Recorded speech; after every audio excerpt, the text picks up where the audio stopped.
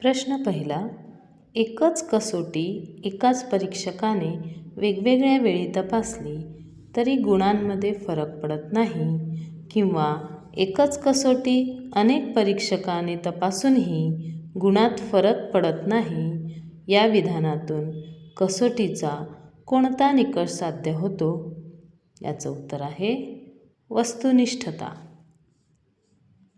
पुढचा प्रश्न, खालीलपैकी कोणते मतिमंदत्व शरीरातील हार्मोन्सच्या अनियमित स्त्रावामुळे येते? याचं उत्तर आहे गॅलेक्टोसिमिया. पुढचा प्रश्न पाहूयात. दोन परिस्थितीमध्ये जर समान घटक असतील तर अध्ययन संक्रमण होते, असे मत कोणत्या शास्त्रज्ञाने मांडले? याचं उत्तर आहे थॉर्नडाईक. नंतरचा प्रश्न पाहूयात. ताणतणावाच्या व्यवस्थापनासाठी आवश्यक वर्तन बदलामध्ये खालीलपैकी कोणते विधान अनुकूल नाही?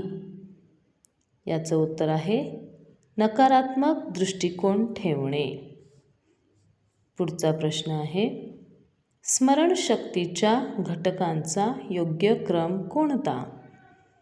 याचं उत्तर आहे ग्रहण, धारणा, प्रत्यावहन आणि प्रत्याभिज्ञान. पुढचा प्रश्न आहे, ब्लूमच्या वर्गीकरण म्हणजेच टॅक्झॉनॉमी या शास्त्राच्या मते मूल्यमापनाच्या त्रिकोणाच्या शिरोबिंदूला कोणता घटक आहे? याचं उत्तर आहे उद्दिष्टे.